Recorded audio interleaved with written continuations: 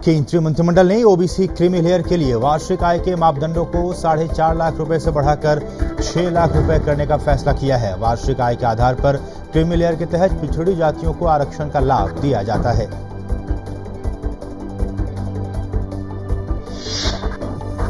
मंत्रिमंडल ने राष्ट्रपिता महात्मा गांधी से जुड़ी स्मृतियों को संजोने के लिए गांधी विरासत स्थल मिशन की स्थापना को मंजूरी दी है।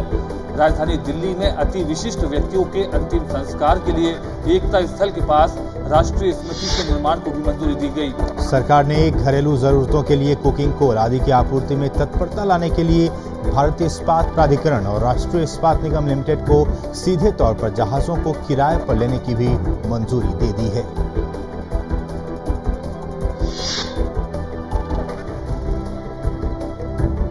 प्रधानमंत्री डॉक्टर मनमोहन सिंह आज नई दिल्ली में 45वें अंतर्राष्ट्रीय श्रम सम्मेलन का उद्घाटन करेंगे। इसमें अनेक देशों के श्रम मंत्री और मजदूर संगठनों और नियोक्ताओं के प्रतिनिधि भी हिस्सा लेंगे। दिल्ली की साकेत जिला न्यायालय ने स्पॉट फिक्सिंग मामले में क्रिकेटर एस सुशांत, अंकित चौहान और अजित चंदेला को 5 दिन की पुलिस हिरासत में भेजा है। इन तीनों पर आईपीएल के 3 मैचों के दौरान स्पॉट फिक्सिंग में शामिल होने का आरोप है। मुंबई बम ब्लास्ट केस में हथियार रखने के मामले में दोषी करार दिए गए अभिनेता संजय दत्त कल ऑर्थर रोड जेल ले जाए गए। वे 42 महीने तक जेल में रहेंगे। उन्होंने कल टाडा कोर्ट में सरेंडर किया था। सरकार ने सीबीआई को बाहरी प्रभाव से मुक्त रखने के लिए कानून का मसौदा तैयार करने का वादा किया है। प्रधानमंत्री कार्यालय में राज्य मंत्री वी नारायणसामी ने यह भी साफ किया कि प्रशासनिक नियंत्रण सरकार के पास रहेगा।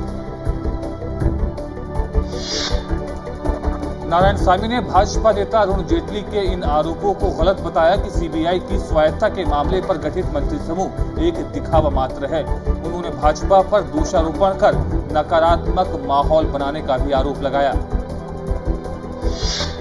कांग्रेस के राष्ट्रीय उपाध्यक्ष राहुल गांधी ने बीकानेर के बाद कल जयपुर में पार्टी कार्यकर्ताओं के साथ संवाद किया। उन्होंने विभिन्न सत्रों में कार्यकर्ताओं के साथ संगठन के मुद्दों पर बातचीत की।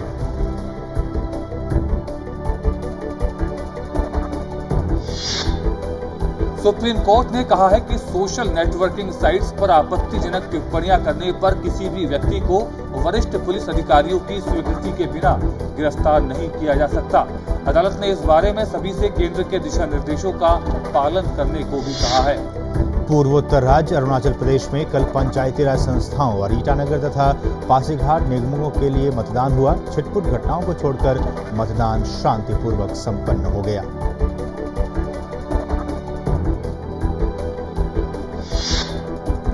अमेरिका के राष्ट्रपति बराक ओबामा ने कहा है कि सीरिया द्वारा बागियों के खिलाफ रासायनिक हथियारों के उपयोग करने के उनके पास पुख्ता सबूत हैं। उन्होंने ये बात तुर्की के प्रधानमंत्री रेसिप ताइप एर्डोगन के साथ बैठक में कही। बांग्लादेश में आए चक्रवाती तूफान महासेन में 20 लोगों की मौत होने की खबर है। तूफान के कारण चटगांव और कॉक्स बाजार के लाखों लोगों को शिविरों में शरण लेने को मजबूर होना पड़ा है।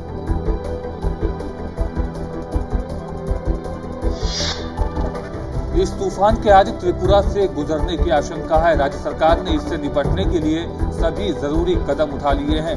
राज्य में आज सभी स्कूलों को बंद रखने का भी आदेश जारी किया गया है।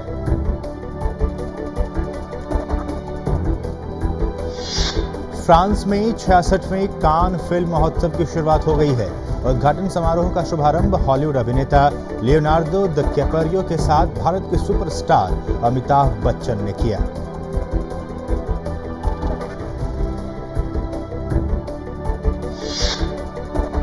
आईसीएसई की 10वीं और 12वीं कक्षा के परीक्षा परिणाम आज घोषित किए जाएंगे। इन परीक्षाओं में देश भर के लगभग 2.5 लाख छात्र छात्राएं बैठे थे।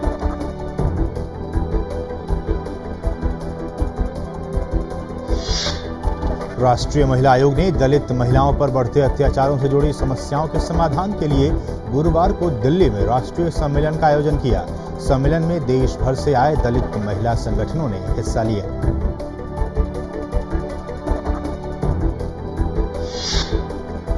राजधानी दिल्ली समेत पूरे उत्तर भारत में अब गर्मी का प्रकोप बढ़ने लगा है। मौसम विभाग के मुताबिक इन राज्यों में अगले 3-4 दिनों में अधिकतम तापमान 45 डिग्री तक पहुंच सकता है।